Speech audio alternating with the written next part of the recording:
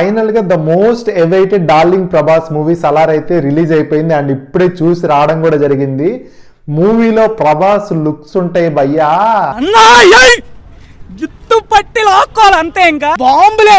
So ఓవరాల్గా నేను movie ఎలా ఉందనేది ఫాస్ట్గా చెప్పేస్తాను. సో ఓవరాల్గా చూసుకుంటే మూవీ నాకు ఎందుకో ఎక్స్పెక్టేషన్స్కి రీచ్ అవ్వలేదేమో అనిపిస్తుంది. But compared to last 3 movies మనకి సాహో, రాధేశ్యామ్ అండ్ ఆదిపురుష్ ఏవైతే ఉన్నాయో వాటితో పోల్చుకుంటే 100 రెట్లు best. But not like Baahubali, ఎందుకంటే బాహుబలి అనేది ఇంకా వేరే లెవెల్ అది. అండ్ కేజీఎఫ్ కూడా కాదనే అనిపించింది నాకైతే, నా హానెస్ట్ ఒపీనియన్ చెప్తున్నాను. బట్ మూవీలో మాత్రం కొన్ని గూస్ బమ్ మూమెంట్స్ ఉన్నాయి, అవి ఏంటనేది నేను క్లియర్గా ఎక్స్ప్లెయిన్ చేస్తాను. బట్ ప్రభాస్ లుక్స్ మాత్రం ఆఫ్టర్ 10 years బాహుబలి తర్వాత ప్రభాస్ని ఫుల్ ఫ్లెడ్జ్డ్గా లుక్స్ పరంగా కంప్లీట్గా రికవర్ అయ్యి ఒక రేంజ్లో బయటకు వచ్చిన మూవీ అయితే ఖచ్చితంగా సలార్ అని చెప్పొచ్చు. అండ్ ప్రశాంత్ నీల్కి మాత్రం హ్యాట్స్ ఆఫ్ అంతే. ప్రభాస్ని నేను ప్రభాస్ని స్క్రీన్ మీద చూసి ఇదయ్యా మీ రూపం అని చెప్పేసి నాకు లిటరల్గా గూస్ బంప్స్ వచ్చేసినాయి, అసలు అంత బాగున్నాడు ప్రభాస్. ఇంకొక ఇంపార్టెంట్ థింగ్ ఏంటి అంటే VFX and cinematography and BGM ఎలా ఉన్నాయంటే అసలు హాలీవుడ్ రేంజ్లో చేశాడు అనమాట. వాటికి మాత్రం అసలు హ్యాట్స్ ఆఫ్ అంతే, వాటితో మాత్రం సినిమాని ఎక్కడికో తీసుకెళ్ళిపోయాడు. అండ్ ఇది కాకుండా మనకి నాన్ సెన్స్ ఎలివేషన్ సీన్స్ అనేవి ఎక్కడా పెట్టలేదు అనిపించింది నాకైతే. ఎందుకంటే మూవీలో ఎలివేషన్ ఇక్కడ కావాలంటే పర్ఫెక్ట్గా ఆ ప్లేస్లోనే పెట్టాడు అని చాలా తక్కువ ఉంటాయి అనమాట elevations. And goose bump moments మాత్రం మూవీలో దగ్గర నేను కౌంట్ కూడా చేశాను, 4 to 5 గూస్ బమ్ మూమెంట్స్ అయితే పిచ్చగా ఉంటాయి. అండ్ వీటిల్లో అన్నిటికంటే ఇంపార్టెంట్ వచ్చేసి ఫస్ట్ 1 hour హీరో క్యారెక్టర్ని బిల్డ్ చేస్తూ వస్తాడనమాట, హైప్ చేసుకుంటూ ఒకానొక సిచ్యువేషన్లో దగ్గర 1 hour అనుకుంటా ప్రభాస్ అప్పటి వరకు బర్స్ట్ అవ్వడు. సో ఆ టైంలో ప్రభాస్ ఎప్పుడైతే బయటకు వస్తాడో యాజ్ ఇట్ ఈజ్ బుజ్జిగాడ్లో ఒక డైలాగ్ ఉంటుంది అనమాట, ఏంటంటే నా చాసీ నెంబర్ చూస్తావా రై రై రై అని చెప్పేసి ఒక డైలాగ్. యాజ్ ఇట్ ఈజ్ సీన్ని ఇందులో అసలు పెద్ద స్కేల్లో తీసి చూపించాడు అనమాట.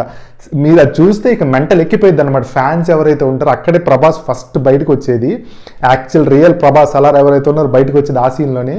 మెంటల్ ఎక్కిపోయింది అనమాట ఆ సీన్. సినిమాలో ప్రభాస్ని మ్యాన్లీకి మొగుడిని చూపించినట్టు చూపించాడు అనమాట. అండ్ ఫైట్ సీన్స్లో అయితే ప్రభాస్ ఒక్కొక్క దెబ్బ కొడుతుంటే అక్కడ థియేటర్లో లార్జ్ స్క్రీన్లో చూస్తుంటే మెంటల్ ఎక్కిపోయింది. ఎందుకంటే సినిమా అంతా మ్యాక్సిమం అంతా ఈ బొగ్గు గన్లు వీటికి సంబంధించిన పెద్ద మిషనరీస్ ఉండే మధ్యలో తీశారనమాట. ప్రభాస్ కట్అవుట్కి ఆ ఫైట్స్కి ఏంటంటే కరెక్ట్గా సింక్ అయింది, అది మాత్రం అసలు అల్టిమేట్గా ఉంది. So next second half start అయిన దగ్గర నుంచి ఫస్ట్ 20 to 25 minutes అంటే నాకే ఎలా అనిపించిందో లేదంటే మిగతా వాళ్ళందరూ కూడా అలా ఉందో నాకు తెలియదు, నాకైతే చాలా బోరింగ్ అనిపించింది first 20 minutes. Second half starting first 20 minutes మాత్రం చాలా బోరింగ్గా వెళ్ళింది స్టోరీ.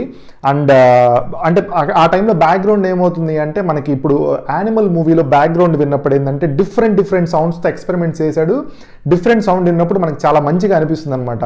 కానీ దీంట్లో ఏమైపోయిందంటే ఆల్రెడీ మనం కేజీఎఫ్లో సేమ్ కైండ్ ఆఫ్ మ్యూజిక్ చూస్తాం అనమాట. సో అలానే అనిపించింది సేమ్ ప్యాటర్న్లో ఉన్నట్టుగా అనిపించింది.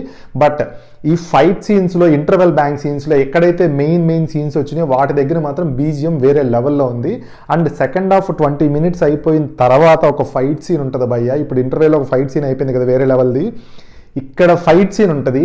మనకి ఛత్రపతిలో ఉండే ఫైట్ సీన్ ఏదైతే ఉందో, మనకి సింహాద్రి మూవీలో ఉండే ఫైట్ సీన్ ఇంటర్వెల్ బ్యాంక్లో ఏదైతే సుత్తితో సీన్ ఉందో యాజ్ ఇట్ ఈజ్ అలాంటి ఫైట్ సీన్ అయితే ఇక్కడ ఒకటి పడింది. 20 to 25 minutes తర్వాత వస్తుంది అది సెకండ్ హాఫ్లో. సూపర్ ఉంటుంది అనమాట అది. సో దాని తర్వాత జగపతి బాబు క్యారెక్టర్ ఉంటుంది. జగపతి బాబుని ఎలా చేశారంటే నాకు తెలిసినంత వరకు జగపతి బాబుకి ఈ సినిమాలో ఇచ్చిన ఎలివేషన్ నాకు తెలిసి ఆయన లైఫ్లో ఎక్కడ ఇచ్చుండరు. అండ్ ఇది సేమ్ యాజ్ ఈక్వల్ టు కేజీఎఫ్లో యష్కి హెలికాప్టర్తో ఒకటి ఉండిద్ది అనమాట, ఇంట్రడక్షన్ సీన్ లాంటిది. ఆ రేంజ్లో జగపతి బాబుకి పడింది ఇది. నెక్స్ట్ ఇంకోటి, మనకి సినిమా రిలీజ్ అయ్యే కొన్ని డేస్ ముందు జాంబీ సీన్స్ ఇవన్నీ ఉన్నాయని చెప్పేసి ఒక స్టోరీ వచ్చింది కదా, అది నిజమే. క్లైమాక్స్ మొత్తం దాంట్లోనే జరుగుతుంది. అండ్ మనకి ట్రైలర్లో బ్లడ్ బాత్తో వీళ్ళిద్దరు కలిసి ఉంటారు కదా, పృథ్వీ అండ్ ప్రభాస్. సో అది వచ్చేసి క్లైమాక్స్లోనే ఈ జాంబీస్తోనే జరుగుతుంది. అది కూడా ఇంకా క్లైమాక్స్ అనేది ఇంక వాళ్ళు దాంతోనే ప్లాన్ చేశారు, వేరే లెవెల్లో ప్లాన్ చేశారు క్లైమాక్స్ ఫైట్ సీన్ కూడా. ఓవరాల్గా ఏమైపోయిందంటే సినిమా సెకండ్ పార్ట్ ఏదైతే ఉందో దాన్ని బిల్డ్ చేయడానికి ఫస్ట్ హాఫ్లో ఫస్ట్ పార్ట్ సీజ్ ఫైర్లో సెకండ్ హాఫ్ ఎందుకో కొంచెం డల్ అయినట్టుగా అనిపించింది నాకు ఈ ఫైట్ సీన్ అండ్ క్లైమాక్స్ తప్ప. మిగతా అది ఎందుకో కొంచెం డల్ అయింది. అండ్ పృథ్వీరాజ్ అండ్ ప్రభాస్కి మధ్యలో కొంత కాన్వర్జేషన్ పెడతారనమాట. అంటే ప్రభాస్ చేత కొంచెం కామెడీ చేయించడానికి ట్రై చేశారు ఈ ఫైటింగ్స్ జరుగుతున్న టైంలో. నాకెందుకు అది పండినట్టుగా అనిపించలేదు. సో అదొక డ్రాబ్యాక్ అనుకోవచ్చు. ఓవరాల్గా చూసుకుంటే మాత్రం మూవీ అయితే హిట్టే, బట్ నాట్ బ్లాక్ బస్టర్. ఇది జస్ట్ నా ఒపీనియన్ అంతే. నేను ప్రభాస్కి దారుణమైన ఫ్యాన్గా ఉండేవాడిని. బాహుబలి తర్వాత నాకు ఎందుకో సినిమాలన్నీ ఇది అది అయిపోయి పెద్దగా ఇది కూడా లేదు. బట్ సలార్కి మాత్రం పిచ్చ దీంతో వెళ్ళాను, ఎందుకంటే ప్రభాస్ లుక్స్ మాత్రం పిచ్చ లెవెల్లో ఉన్నాయన్నమాట.